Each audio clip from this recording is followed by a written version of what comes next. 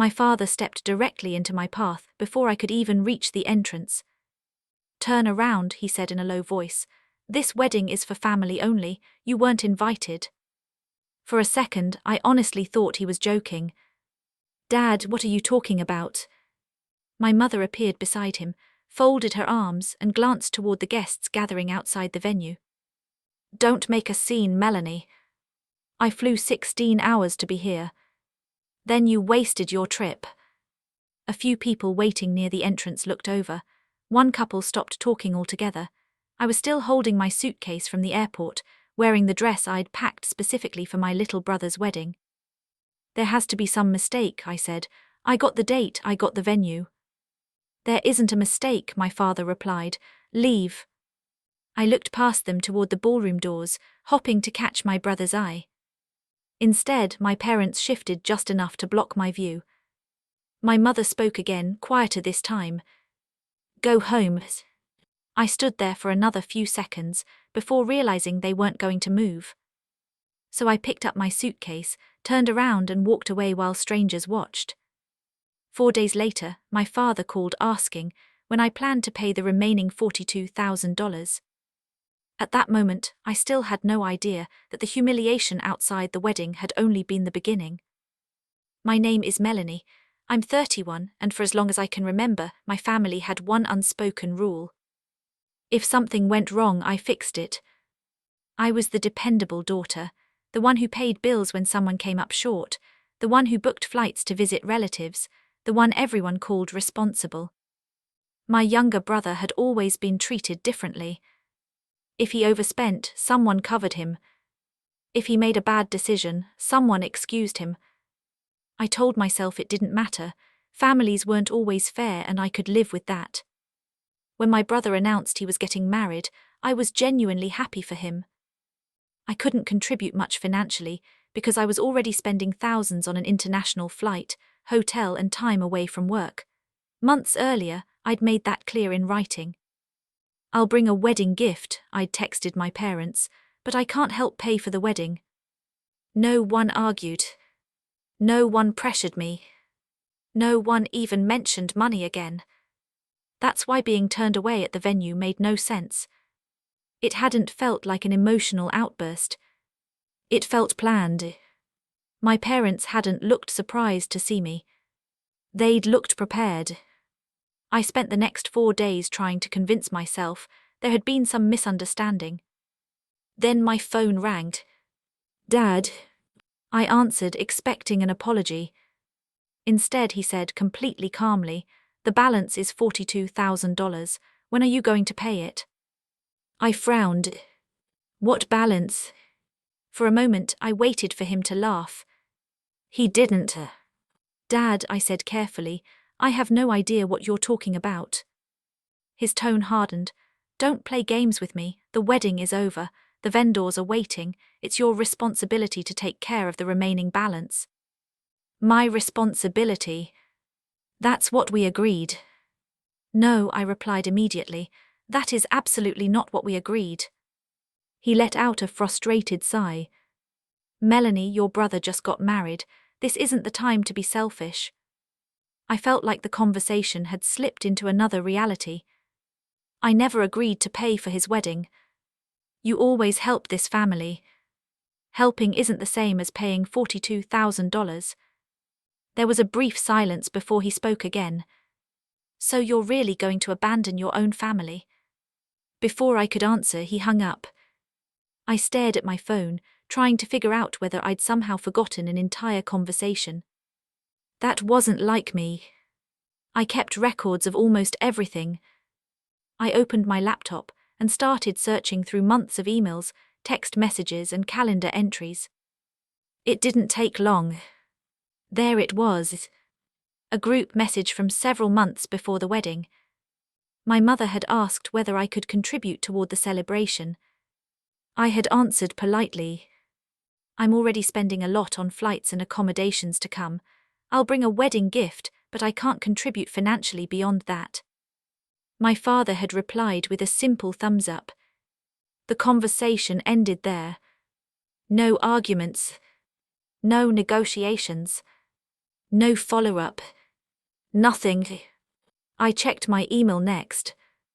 There wasn't a single message about budgets. No payment schedule. No invoices. No request for additional money. Everything supported exactly what I remembered. So why was my father acting as though I'd promised to cover the biggest expense of the entire wedding? That question led to another. Why had they worked so hard to keep me away from the ceremony? I thought back to the entrance. The way my parents intercepted me before I even reached the doors. The way they refused to let me speak to my brother. The way they seemed determined to get me off the property as quickly as possible. At the time, I'd assumed they were angry. Now it felt different. It felt deliberate. I called my brother. Straight to voicemail. I tried again an hour later. No answer. I sent a text. Can you please explain what's going on? No response. By the following morning, every message still showed as unread. The confusion I'd been feeling since the wedding slowly gave way to suspicion. My parents weren't just asking me for money. They genuinely believed I owed it. But if I'd already refused in writing, why were they so certain I was responsible for a $42,000 wedding bill? The first thing I did the next morning was call the wedding venue. I didn't tell them my whole story, I simply introduced myself. Hi, my name is Melanie. I received a phone call from my father saying I'm responsible for an outstanding balance connected to my brother's wedding. I think there's been some kind of misunderstanding. The woman who answered didn't sound surprised. Oh, Ms. Carter, she said pleasantly, we were expecting your call. My stomach tightened. You were? Yes, we were told you'd be settling the remaining balance after returning home from your travels. I sat up straighter. I'm sorry, who told you that? Your parents, they said you were the financial guarantor and preferred to pay after the wedding. For a few seconds I couldn't speak. I never agreed to that. There was a pause on the other end. I see. Can you tell me exactly what information you have? The billing manager hesitated before answering. Your full legal name appears on the payment file. We also have your email address and phone number listed as the primary contact for the remaining balance. I felt a chill run through me. They hadn't simply expected me to help. They had officially connected my name to a $42,000 invoice. I'd like copies of everything. Of course, she replied. I'll email the documents immediately. The email arrived less than 15 minutes later. There were contracts for the venue, catering, floral arrangements, and event coordination. Page after page. I opened each one carefully. My personal information appeared throughout the paperwork. My name, my email, my phone number. It looked legitimate at first glance. Then I reached the authorization page. The signature wasn't mine. I knew my own handwriting better than anyone. The signature looked like someone had tried to imitate it, without ever seeing how I actually signed legal documents. Even stranger, several authorization fields that should have been completed by the responsible party were either blank or filled in with handwriting that clearly wasn't mine. I immediately called the billing manager back. I've reviewed the documents. And that signature isn't mine. Silence. Finally she asked, You're certain? Completely. She took a slow breath. I appreciate you letting us know. I also need to tell you something. What? Your parents repeatedly assured our staff that you had authorized everything. They said you were overseas and difficult to reach, but that paying after your arrival had always been the plan. I closed my eyes. Now the pieces were starting to fit together. This wasn't just my parents trying to pressure me inside the family. They had been telling outside businesses the exact same story. By that evening my phone wouldn't stop vibrating. My mother called. I declined. She called again. Then my father. Then my brother. When I didn't answer, text messages started arriving. Call us immediately. Why are you talking to the venue? You're making this much worse. Then the messages from extended family began. My aunt wrote, your parents are devastated. My cousin sent, I heard you promised to help and backed out after the wedding. Another relative messaged, it's really embarrassing that vendors are chasing the family because of this. I stared at the screen in disbelief. That wasn't just gossip. It meant my parents had already told everyone their version of the story, that I'd promised to pay and then abandoned them. Within hours, I'd gone from being excluded from the wedding to being painted as the relative who ruined it afterward. I ignored every message and opened the venue documents again. This time I compared every page side by side. Most of it looked ordinary. Then one page stopped me cold. A section that was supposed to contain my signed financial authorization had been completed in handwriting that didn't match the rest of the document at all. Something was seriously wrong. I spread every document across my dining table. The venue contract sat beside older papers I'd signed over the years, mortgage documents, employment forms, passport renewals. I wasn't trying to play handwriting expert. I simply wanted to see whether I was imagining things. I wasn't. My actual signature had a distinctive loop in my last name and a sharp angle on the final letter. The one on the wedding paperwork was hesitant, uneven, and missing both details. Just as troubling, several sections that should have identified when and how I supposedly accepted financial responsibility were incomplete. If someone had truly authorized me to pay, the paperwork should have reflected it. Instead, it looked pieced together. I stopped trying to solve it myself and scheduled a consultation with an attorney. After reviewing the contracts and the messages I'd saved, he leaned back in his chair. First, he said, don't pay anything. I wasn't planning to. Good. Second, respond only in writing from this point forward.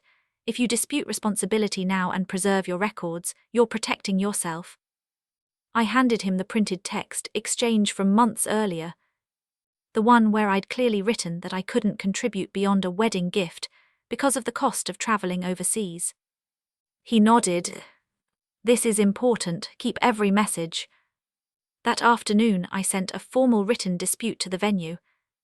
I explained that I had never agreed to guarantee payment, never signed the authorization, and had already declined any financial contribution months before the wedding. I attached screenshots of the text conversation with my parents. I also included travel records showing I had been outside the country when several of the documents were supposedly finalized. Within 24 hours, the venue acknowledged receipt. They informed me that collection efforts against me would be suspended while they conducted an internal review. That was the first moment since the wedding that I felt the situation shift. Instead of assuming I owed the money, they were now asking who had actually authorized the agreements. The review didn't stop the pressure from my family. If anything, it intensified. My father left another voicemail. You're humiliating your brother. Do you understand that? Vendors are calling us because of you. I didn't respond. A few hours later, my mother sent a message. We raised you better than this. I replied with a single sentence. I never agreed to pay for this wedding. Nothing more. The next day, a florist contacted me asking whether future invoices should still be directed to my email. Then the event coordinator called with similar questions. Each time, I calmly explained that the matter was under legal review and that I had disputed responsibility. One by one, the vendors began updating their records. The assumption that I was the guaranteed payer was starting to unravel. Late that evening, my phone rang again. Dad. This time I answered. I've had enough, he snapped without greeting me. Pay the balance today and end this. I've already disputed the invoice. You don't have a choice. I do. His breathing grew heavier. If you don't pay, you're destroying this family. Before I could answer, another call flashed across my screen. The caller ID read, Venue Legal Department. I ended the call with my father and answered the new one. Everything was about to change. "Hello, this is Melanie." The woman on the other end introduced herself as a member of the venue's legal department. "We've completed our preliminary review. We'd like to update you before any further collection efforts continue." I took a seat. "Go ahead." "Our investigation found no valid authorization showing that you accepted financial responsibility for your brother's wedding." I closed my eyes for a moment. "So I'm not responsible for the balance?" "Correct. Based on the documentation we've reviewed, we cannot hold you liable." She continued, "We also determined that your parents repeatedly represented you as the individual who would guarantee payment. However, we have no evidence that you gave them authority to do so." I thought back to standing outside the venue with my suitcase while they told me I wasn't family. Now everything made sense. They hadn't wanted me anywhere near the reception because vendors could have recognized my name from the paperwork. If someone had casually thanked me for covering the remaining balance or asked me a question about payment, the entire arrangement could have fallen apart before the wedding even ended. Keeping me outside had protected their story. Until it didn't. The venue informed me they were removing my name from the account and redirecting the outstanding balance to the people who had actually entered into the agreements. The responsibility no longer pointed at me. It pointed exactly where it belonged. About an hour later, my father called again. This time I answered calmly. "Did you pay it?" he asked immediately. I couldn't believe he was still asking. A short laugh escaped before I could stop it. Not because any of this was funny. Because the request itself had become unbelievable. "Dad," I said, "I'm not paying for a wedding I wasn't even allowed to attend." Silence. Complete silence. For years he had always found another argument. Another guilt trip. Another reminder about family obligations. This time, nothing. After several long seconds, the line went dead. Over the following weeks, the venue and vendors pursued payment from the people who had actually contracted the services. I wasn't copied on the invoices anymore. I wasn't receiving collection notices. My attorney confirmed there was nothing further I needed to do unless someone attempted to involve me again. No one did. Meanwhile, the story my parents had told the rest of the family began to collapse. Several relatives contacted me privately. My aunt was the first. "I saw the documents," she admitted. "I didn't realize you had refused months before the wedding." Another cousin apologized for accusing me of abandoning the family. One by one, people learned that I had never promised $42,000. I had never signed the authorization, and I had never even been allowed through the front door. The same evidence I had provided to the venue answered every question. The fallout inside my family was impossible to ignore. My parents had spent years relying on the assumption that I would eventually say yes if enough pressure was applied. This time that strategy failed. More importantly, everyone else saw it fail. The trust they'd built with relatives was damaged because the truth was no longer based on competing stories. It was based on written messages, contracts, and dates. My brother eventually stopped trying to call. Whether he had known everything from the beginning or simply accepted what our parents told him, I honestly don't know. At that point, it no longer mattered. I wasn't interested in arguing about the past. I was interested in making sure it never happened again. I blocked any conversation that turned into another demand for money and directed all remaining questions through my attorney. The requests eventually stopped. Months later, I realized the hardest part of the entire experience wasn't missing my brother's wedding. It was accepting that my value inside the family had become tied to what I could provide.